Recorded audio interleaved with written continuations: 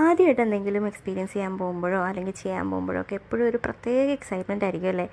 അങ്ങനെ ഒരു എക്സൈറ്റ്മെൻറ്റിലുള്ള ഒരു ദിവസമാണ് ഇത്. എൻ്റെ ഫസ്റ്റ് ഫ്ലൈറ്റ്. അതെ, ഞാൻ ആദ്യമായിട്ടാണ് ഫ്ലൈറ്റ് കയറാൻ പോകുന്നത് കേട്ടോ.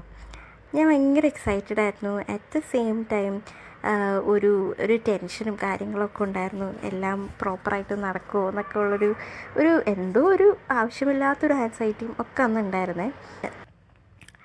എങ്ങോട്ടാണ് പോയത് ഞാനിപ്പോഴും പറയില്ല. ഞങ്ങൾ ദുബായിലേക്കായിരുന്നു പോയത്. ശരി, എപ്പോഴും ഈ എയർപോർട്ട് പുറത്തു നിന്നാണ് കണ്ടിരിക്കുന്നത്. ആദ്യമായിട്ടാണ് അതിൻ്റെ അകത്തേക്ക് കയറുന്നത്.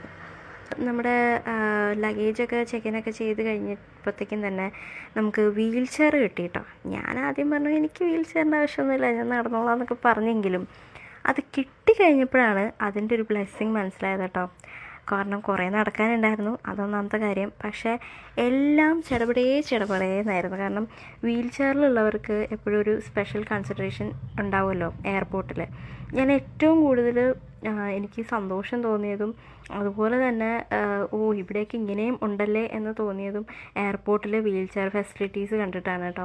എല്ലാത്തിലും നമുക്ക് പ്രിഫറൻസ്, നമ്മളുടെ കാര്യങ്ങൾ പെട്ടെന്ന് ചെയ്ത് വീൽ ചെയർ യൂസറിന് ഏറ്റവും ബെസ്റ്റ് മോഡ് ഓഫ് ട്രാൻസ്പോർട്ടേഷൻ എന്ന് പറഞ്ഞാൽ എനിക്ക് തോന്നുന്നു പ്ലെയിനാണെന്ന് കേട്ടോ. കാരണം ഒറ്റയ്ക്ക് വേണമെങ്കിലും നമുക്ക് ട്രാവൽ ചെയ്യാം, കാരണം അത്രയും ആൾക്കാരും സപ്പോർട്ടൊക്കെ നമുക്ക് അവിടെ കിട്ടും. പക്ഷേ അൺഫോർച്ചുനേറ്റ്ലി വേറൊരു ട്രാവലിംഗ് മോഡ് എടുത്താലും നമുക്ക് അങ്ങനെ ഒരു ഫെസിലിറ്റി കിട്ടും എന്ന് എനിക്ക് തോന്നുന്നില്ല.